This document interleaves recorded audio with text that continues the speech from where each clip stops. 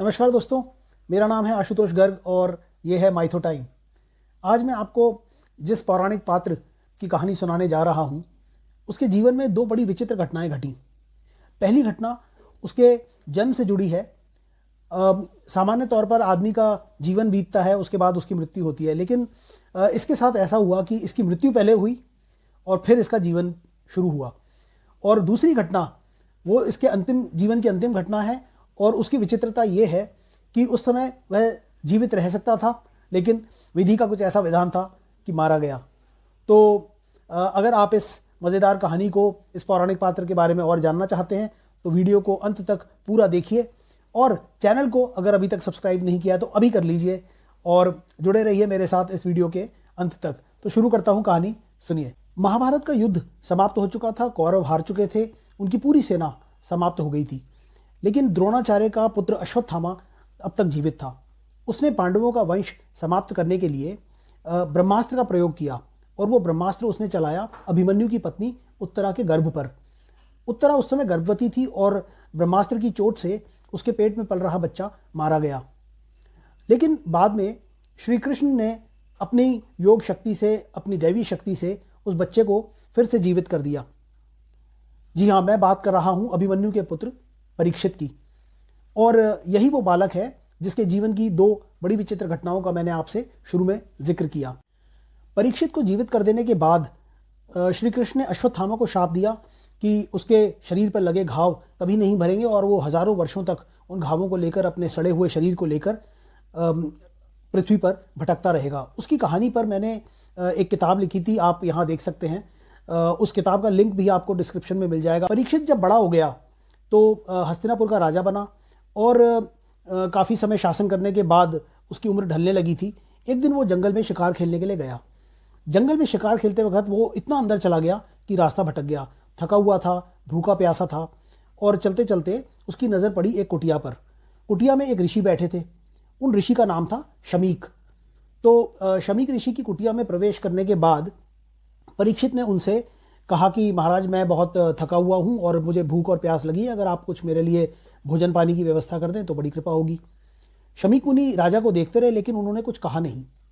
दरअसल उनका मौन व्रत था, तो बोल नहीं सकते थे, इसलिए राजा की बात को सुनते तो रहे लेकिन कोई जवाब नहीं दिया।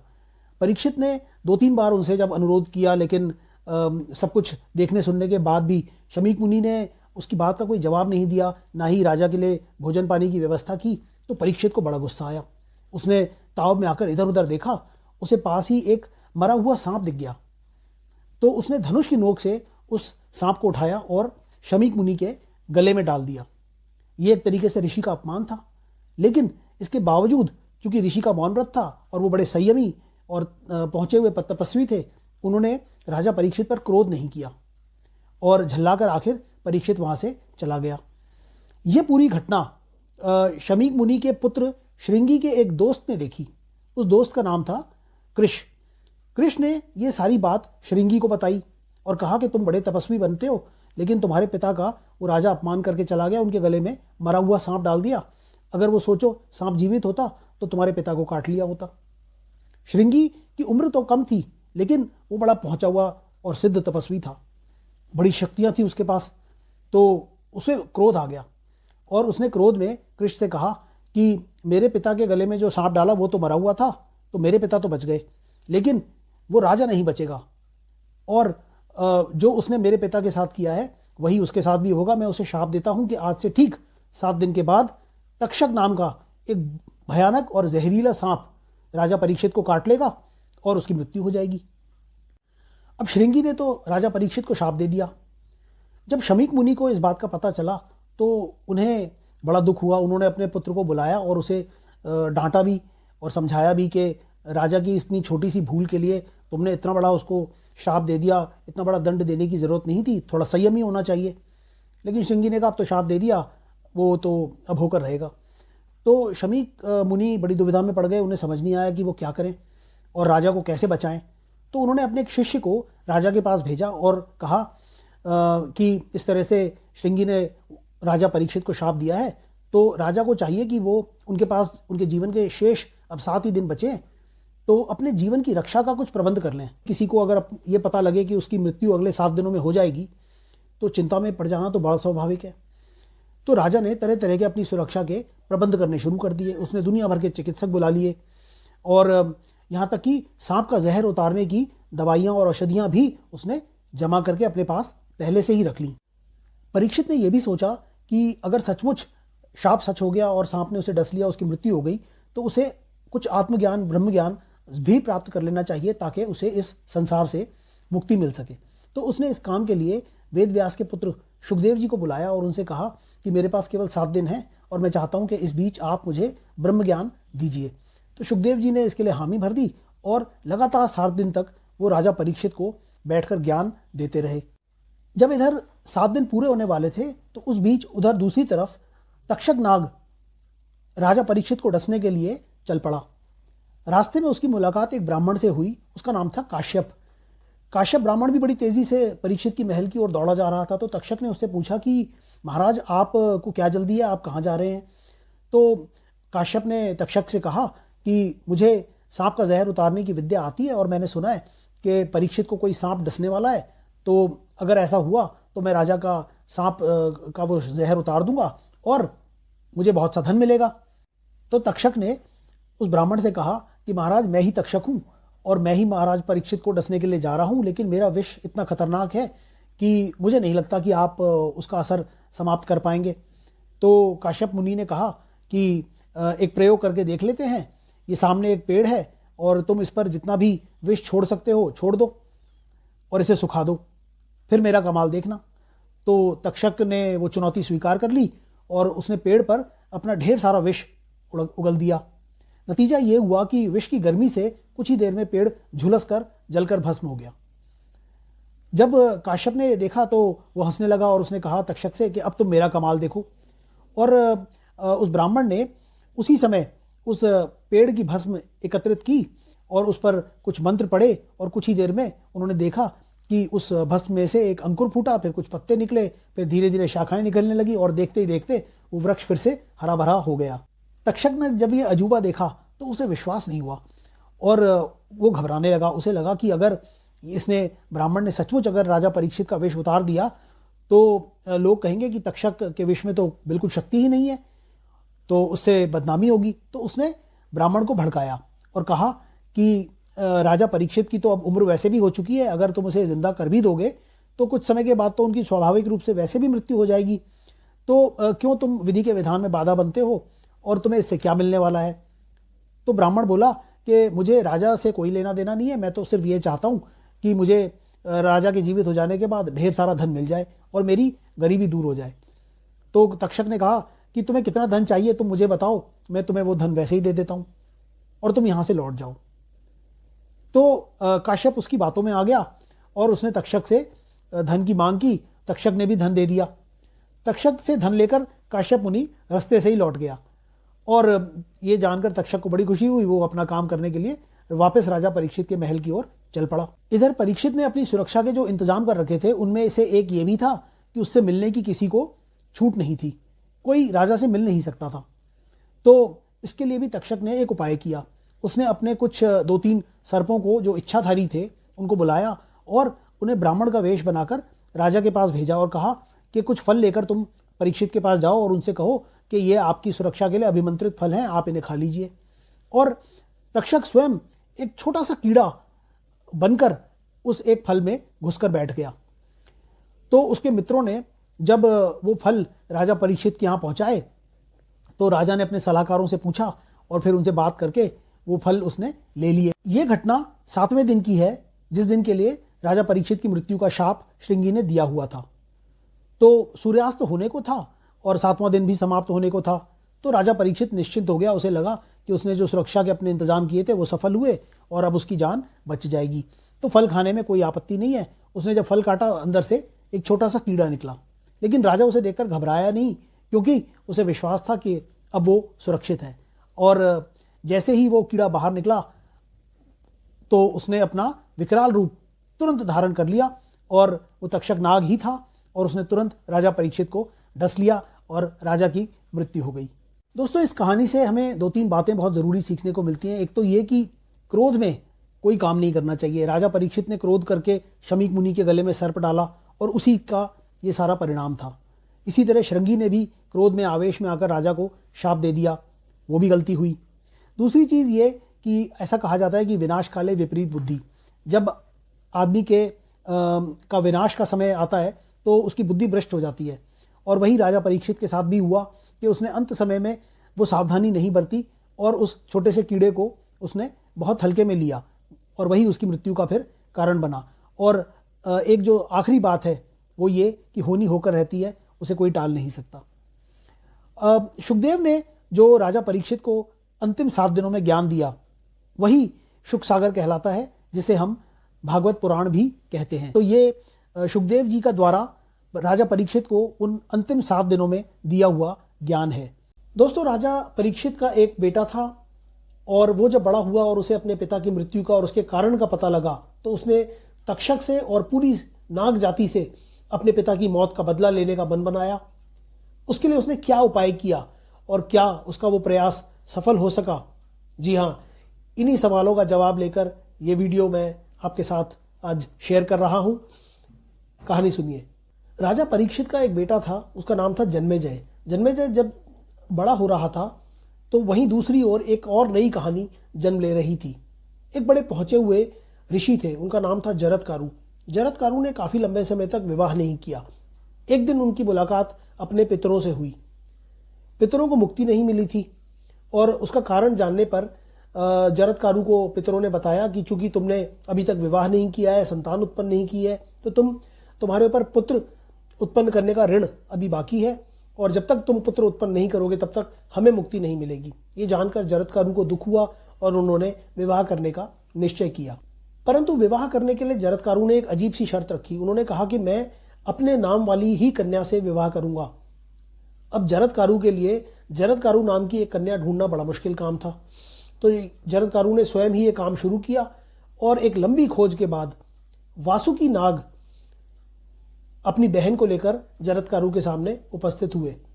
ये वही वासुकी नाग हैं जिनका समुद्र मंथन के दौरान असुरों और देवताओं ने मिलकर रस्सी की तरह उपयोग किया था। संयोग से वासुकी नाग की बहन का नाम था जरत्कारु, और वासुकी ने जरत्कारु ऋषि से कहा कि मेरी बहन का नाम जरत्कारु है, आप इससे विवाह कर लीजिए। तो जरत्कारु ने वासुकी के सामने 2 नई शर्तें रख दी। उन्होंने कहा कि विवाह तो मैं कर लूंगा, लेकिन मेरी शर्त यह है कि मैं इस कन्या का भरण पोषण नहीं करूंगा। तो वासुकी ने कहा कि कोई बात नहीं, इसकी भरण पोषण की जिम्मेदारी मैं लेता हूं। और जरत्कारु ने दूसरी शर्त ये रखी कि अगर ये कोई भी ऐसा काम करेगी जो मुझे अप्रिय लगे, मुझे बुरा लगे, तो मैं इसे तत्काल छोड़कर चला जाऊंगा। तो वासुकी के पास कोई चारा नहीं था, दोनों शर्तें मान ली गई, और आखिर जरत्कारु ऋषि का जरत्कारु नाम की नाग कन्या के साथ विवाह हो गया। जरत्कारु ऋषि की शर्तें इतनी मुश्किल थी तो बेचारी उनकी पत्नी घबराकर डरी हुई उनके साथ रहने लगी, और अब वो हर इस बात का ख्याल रखती कि ऋषि को कोई बात बुरी न लग जाए। एक दिन ऋषि जरत्कारु सो रहे थे, शाम का समय था, उनकी संध्या पूजन का टाइम हो चला था और सूर्यास्त होने को था। तो उनकी पत्नी ने जब ये देखा तो उसे बड़ी चिंता हुई, वो सोच में पड़ गई।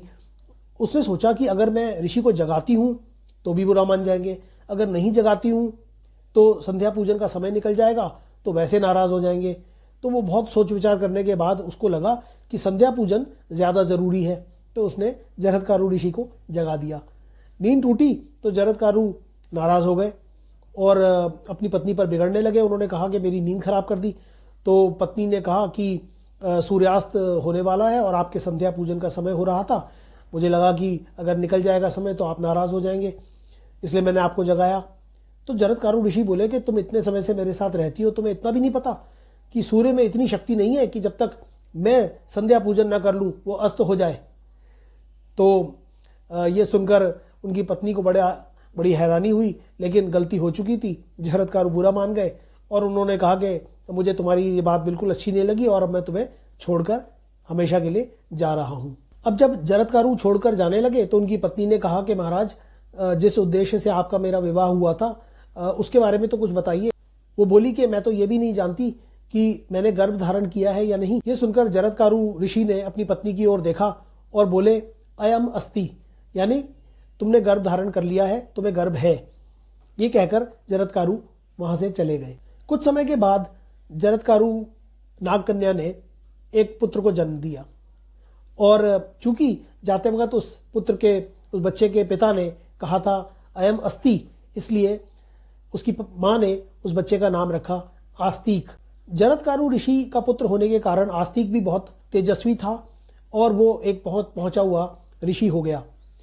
इधर जन्मेजय ने जब अपने मंत्रियों से सलाह की कि किस तरह मैं अपने पिता की मौत का बदला लूं, तो उसके मंत्रियों ने और कुछ ऋषि मुनियों ने उसे ये सुझाव दिया कि सर्प यज्ञ अगर आयोजित किया जाए तो उस सर्प यज्ञ में जितने भी सर्प होंगे वो सब उस यज्ञ वेदी में जलकर भस्म हो जाएंगे और इस तरह परीक्षित की मौत का बदला लिया जा सकता है। तो जन्मेजय ने तुरंत हामी भर दी और कहा कि यज्ञ का आयोजन शुरू किया जाए।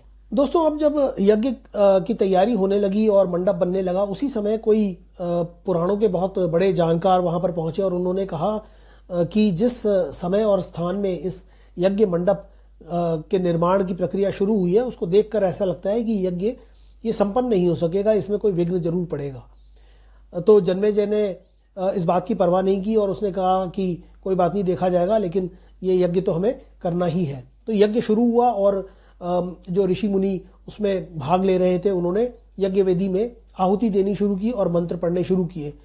उन मंत्रों का और उन आहुतियों का प्रभाव ये पड़ा कि जितने भी सर्प, छोटे बड़े, जवान बूढ़े, नर मादा, इधर उधर आसपास बिखरे हुए थे, वो सब उड़ उड़कर आने लगे और यज्ञ वेदी में गिरकर जलकर भस्म होने लगे।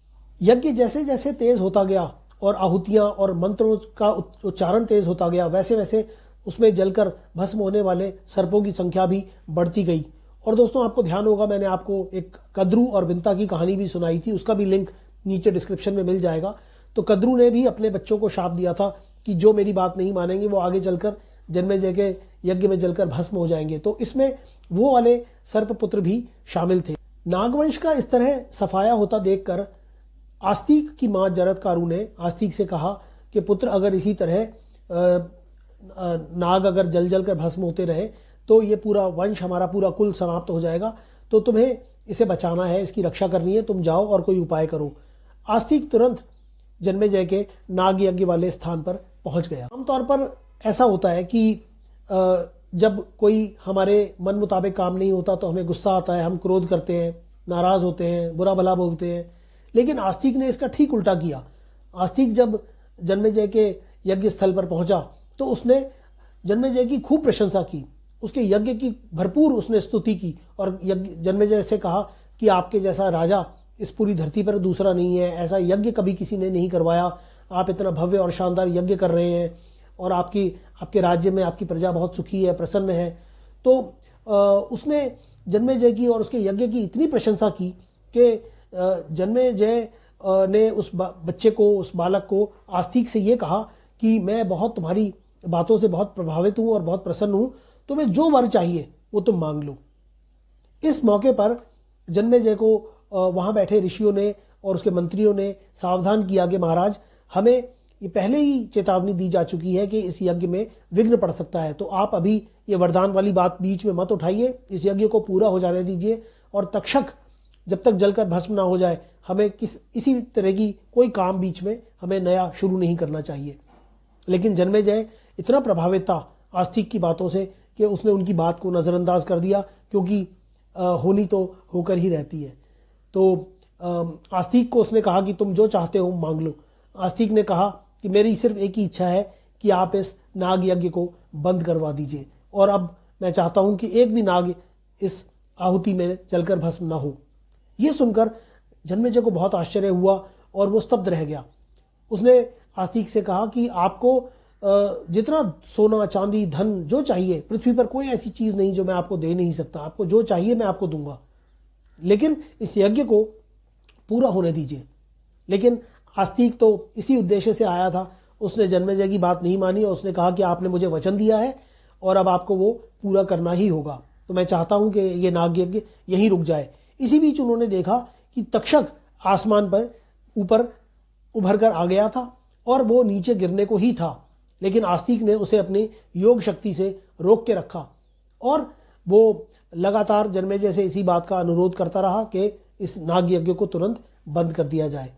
और आखिर जन्मेजय को उसकी बात माननी पड़ी और इस तरह वो नाग यज्ञ बीच में ही रुक गया। इस पूरी प्रक्रिया के बाद जितने सर्प शेष रह गए थे, उन्होंने आस्तिक से, वो बहुत प्रसन्न थे, उन्होंने आस्तिक से कहा कि हम भी आपको कुछ वरदान देना चाहते हैं, आपने हमारे जीवन की रक्षा की है, हमारे कुल को बचाया है, तो आप जो चाहेंगे हम आपको वरदान देने के लिए तैयार हैं।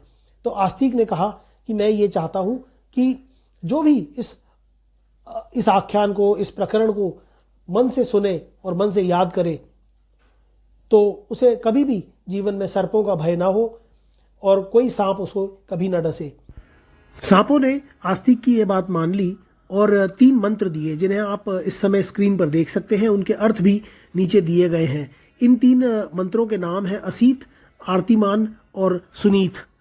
और महाभारत के आदि पर्व के 58वें अध्याय में ये तीनों मंत्र दिए हुए हैं और ये कहा जाता है कि अगर इनका मन से स्मरण किया जाए, इन्हें याद किया जाए, तो कभी भी व्यक्ति को सर्पदंश का यानी सांप के काटने का भय नहीं रहता। तो ये थी आज की कहानी। उम्मीद है आपको पसंद आई होगी। अगर मज़ा आया तो वीडियो को लाइक ज़रूर कीजिए और शेयर कीजिए। मेरे चैनल को अगर अब तक सब्सक्राइब नहीं किया है तो वो भी कर सकते हैं। और मुलाकात होगी एक नई कहानी के साथ नए वीडियो में, क्योंकि पुराणों में छिपा है अनमोल खजाना। धन्यवाद।